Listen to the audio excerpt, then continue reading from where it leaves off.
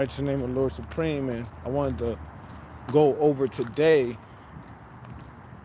something that a lot of brothers and sisters have been doing within this nation or in this culture that we don't necessarily need to do in regards to supreme mathematics. What the heck? Is it ripped off?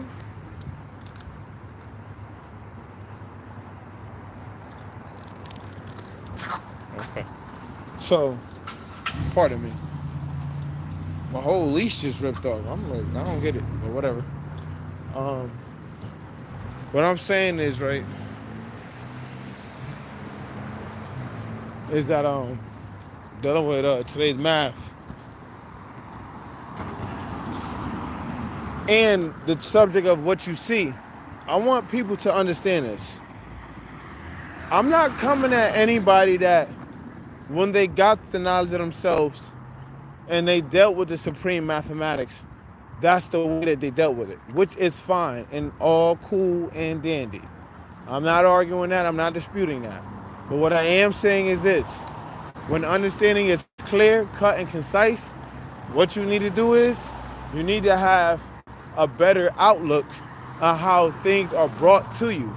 Because sometimes it may be brought to you in a light, fluffy form.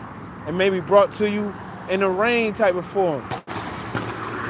Play around drops and forms. You know what I'm saying?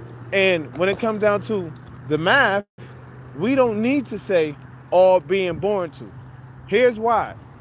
And I'm going to clear this up for a lot of individuals and brothers and sisters that represent a lost 5% nation.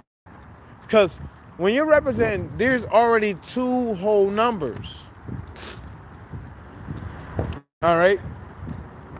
You got a 2 and you have a 5. That's wisdom and that's power. Now, what is the ideal objective of those two numbers? Okay,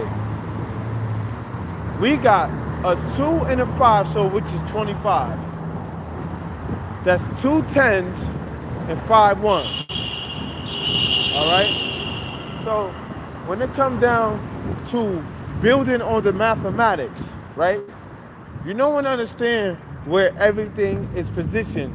And you know everything has a role it plays. So when it comes down to knowing the role that it plays, you have to know when to properly put it in the right perspective. Like for instance, we're dealing with 25. It's wisdom power. There's no all being born to because there are already two whole numbers. You don't need to break it down anymore. It's already broken down. It's already brought into existence. It's wisdom power. What do you do with the power that you have? Wisdom power. How do you show your power? How do you execute your abilities? How do you show that you can influence the world on the things that you do? What are some things that you do that are influential and that are empowering? You understand what I'm saying? So now, how are we showing and proving that wisdom power is correlated to today's reality? All right? With the things that's going on. How can you show and prove that, you know, when you're dealing with the science of wisdom power, that you're dealing with the idea of using rightful judgment to use your authority at the right place, right time, and right moment? You know what I'm saying?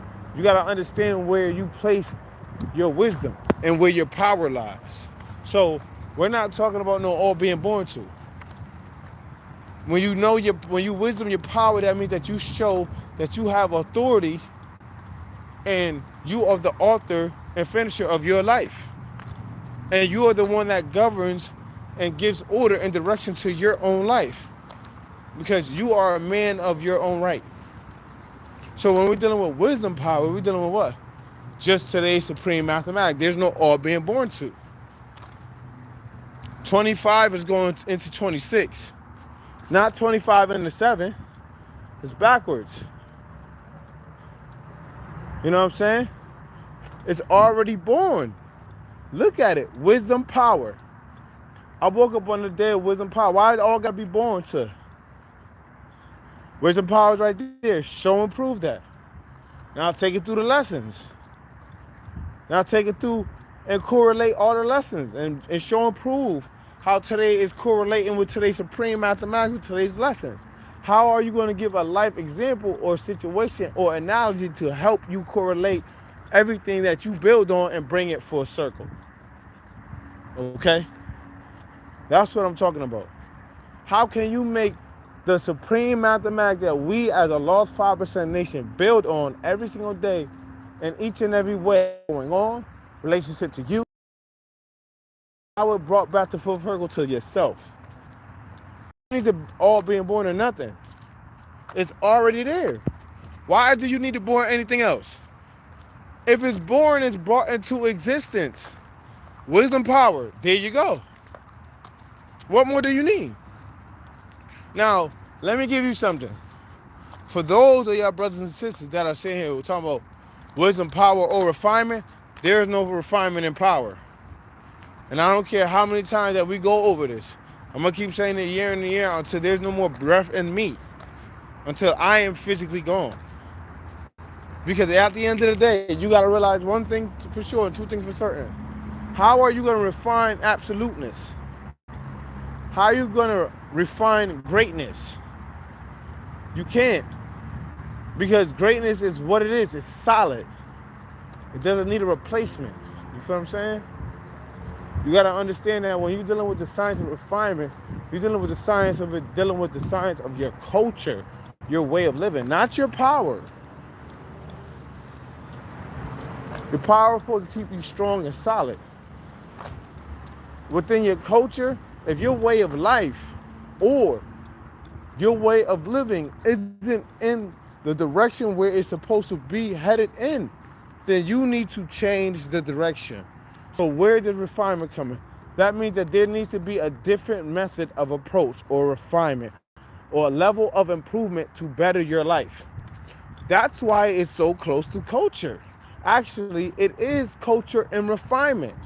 When you look at the 17th degree in the 1 to 40, it tells you what is the meaning of civilization. One, having knowledge, wisdom, understanding, culture, and refinement. Why does it not say power? Well, that's easy, because power stands alone. That's why. Power stands alone. Power is absolute. Power doesn't need any help because it shows itself, whether it's maximum or minimum. You got to understand where you are at with the power that you have in your life. Do you have authority in your life? Are you taking control of things? Are you governing your life the way that you're supposed to, so that way people can see the God in you or the supreme understanding of who and what is man? Because who and what is God is basically talking about who and what is man. Who and what is the mind, the divine intelligence that's manifested in the physical form of man, which is the original man. The most highest form of living intelligence. Walking, talking, breathing, functioning, operating on this physical level that we call Earth. But we are the highest expression of that intelligence. We as original men, black men. Not just black in pigmentation, but black in thought, mind, and expression.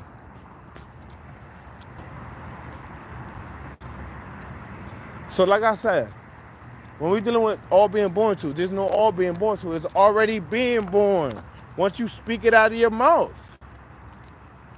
The fuck? Just like I said, the fuck, that was already born. I put it out there already, right? Wisdom, power. Your words hold power. So why do you need to born anything else?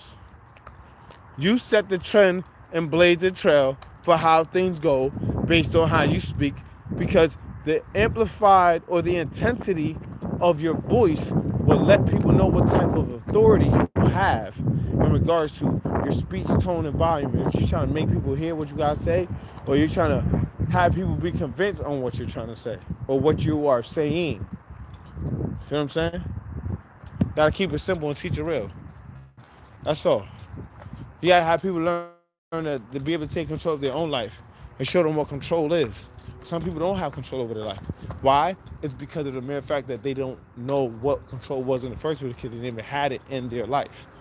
When somebody does not know how to control or steer their will or their understanding in their life. They have no understanding, and they will end up being lost in the sauce.